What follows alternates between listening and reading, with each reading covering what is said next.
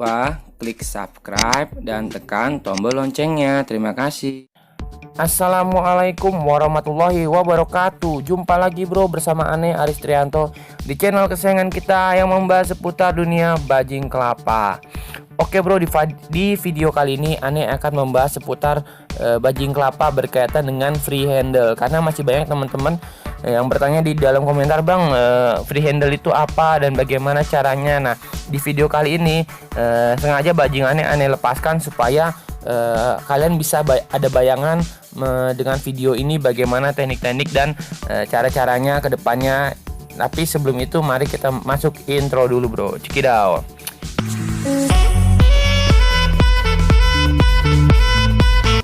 Oke bro, assalamualaikum warahmatullahi wabarakatuh. Yang pertama-tama free handle. Apa itu free handle? Free handle adalah metode melatih bajing kelapa tanpa kendali, yakni tanpa dipegang dengan tangan maupun menggunakan harness, bahkan tanpa penjagaan apapun. Nah, jadi bajing akan dilepaskan untuk berkeliaran di lingkungan rumah ataupun di luar rumah dengan bebas bro. Biasanya bajing kelapa ini akan keluar saat pagi hari dan akan kembali ketika petang hari dengan sendirinya. Nah, ini catatan ya bro, dia tuh akan keluar di pagi hari dan akan kembali ketika petang hari dengan sendirinya. Jadi ya mungkin ketika dia mau keluar kita bisa bantu dengan buka pintunya, tapi nanti saat dia pulang dia akan pulang lagi. Nah, karena dia udah udah metodenya tuh pelatihannya itu udah sesuai dengan sistem yang akan dia pahami untuk dia kembali pulang. Nah, jadi mungkin ada yang bertanya, terus gimana bang metodenya atau cara melatihnya? Sabar bro, tenang, Ane akan jelasin nanti untuk metodenya. Nah, untuk melatih kebiasaan tersebut diperlukan teknik dan urutan pelatihan yang tepat. Yang bener loh. Nah, tepat di sini kalian ini harus bisa memastikan beberapa kebiasaan-kebiasaan pada bajing kelapa kalian supaya kebiasaan-kebiasaan itu menjadi menjadi sistem yang akan dia ingat. Nah, yang pertama lanjut aja. Yang pertama itu pastikan bajing kelapa sudah jinak. Nah, jinak itu artinya sekedar dia tidak menggigit dan tidak takut dengan manusia. Jadi kalau kalian baru beli bajing kan biasanya dia pasti masih takut tuh sama kalian kan, atau enggak mungkin masih ya sedikit-sedikit panik dan menggigit kalian ya kan. Nah, itu poin pertama, kalian harus bisa menjinakkan bajing itu supaya dia tidak menggigit dan tidak panik atau tidak takut terhadap manusia. Nah, itu poin pertamanya. Jadi slow aja, tahap-tahapnya itu kalian harus ingat-ingat supaya untuk menjinakkan bajing kelapa dulu ya kan. Nah, kalau untuk bonding itu udah di atas dari jinak lah bro. Nanti Ane akan sebut juga beberapa teknik-teknik dan bonding itu juga banyak macam-macamnya. Nah, jadi Ane berikan yang pertama dulu. Yang pertama itu pastikan bajing kelapa sudah jinak.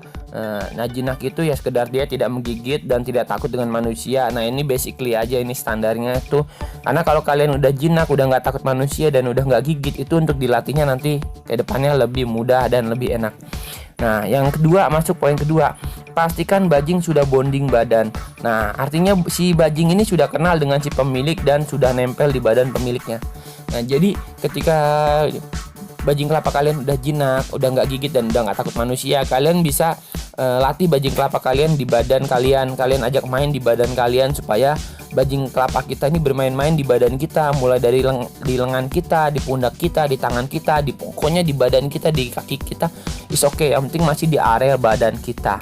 Nah, seperti itu. Jadi ini untuk melatih dia supaya bonding badan bro. Nah, bonding badan ini itu dia tuh kayak memiliki keterikatan batin atau keterikatan secara emosional, secara jasmani sama kita. Jadi dia tuh udah tahu aroma badan kita, dia udah tahu tahu bau-baunya, tahu karakteristik badan kita. Jadi dia tuh udah tenang dan nyaman saat berada di badan kita. Seperti itu bro.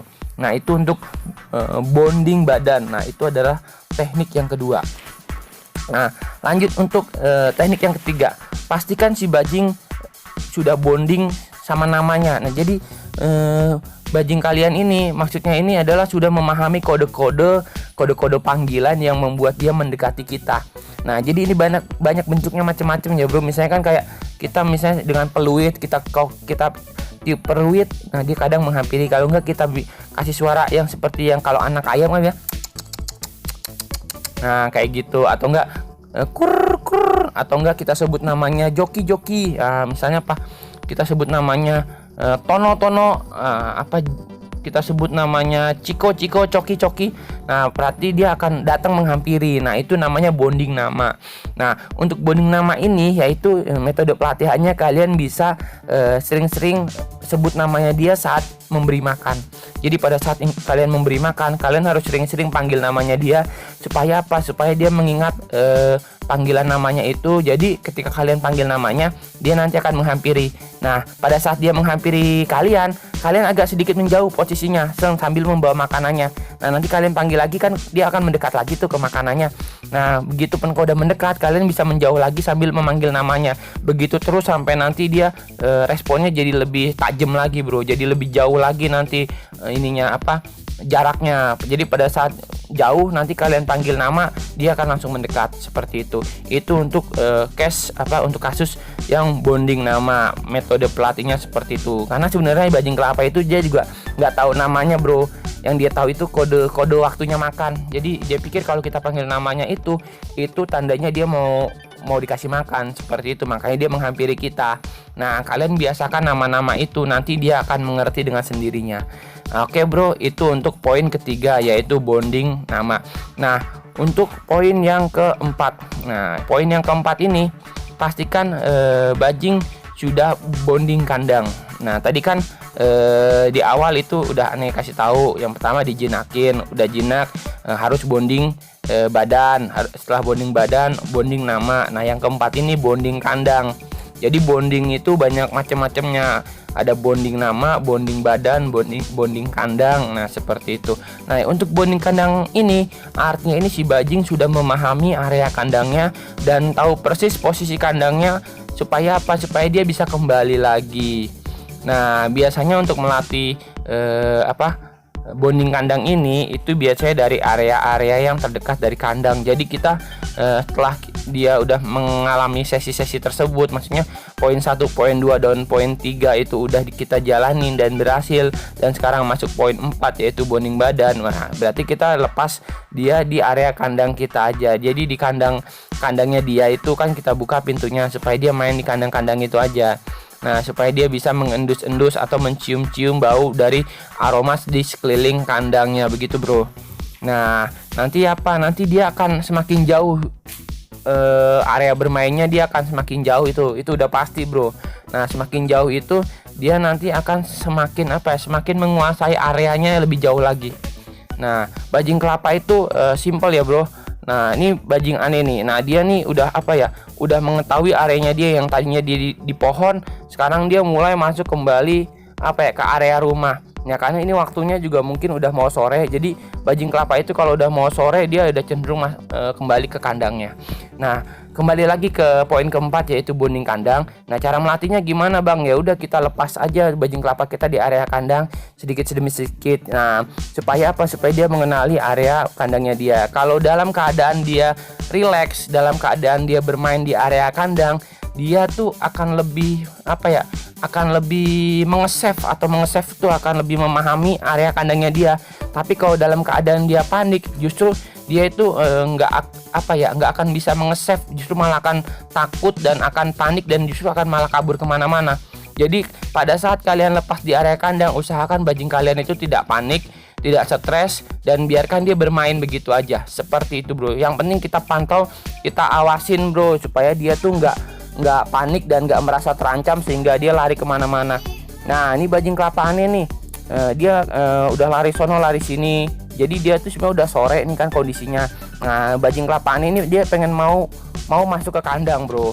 Nah jadi kalau bajing kelapa itu udah free handle, udah kategorinya udah masuk kategori free handle, dia ini udah nggak perlu kita tangkap lagi, kita pantau aja, udah dia akan masuk kandang sendiri. Nah kalau kalian mungkin masih bertanya-tanya, masa sih bang masuk kandang sendiri?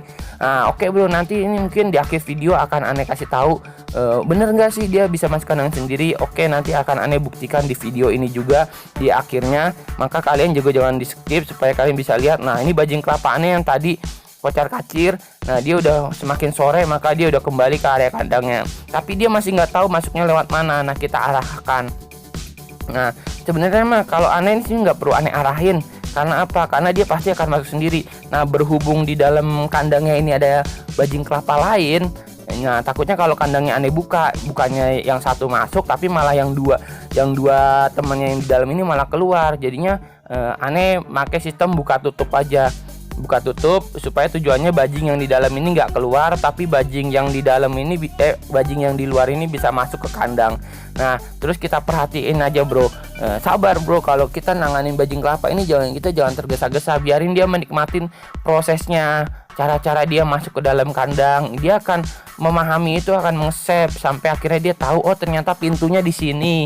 Oh ternyata kalau kita udah capek keluyuran seharian, terus kita mau pulang tuh jalurnya lewat sini dan pintunya tuh ternyata posisinya di sini dan tinggal masuk seperti ini. Jadi dia memahami itu.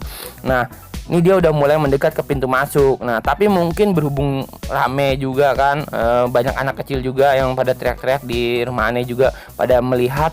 Nah, jadi ini aneh dia agak sedikit panik, tapi aneh coba buka aja langsung kandangnya dengan sistem buka tutup gini bro. Nah, ini dia mau masuk nih, tapi bajing kelapa aneh yang di dalam justru malah pengen keluar, makanya aneh masih harus jagain dia.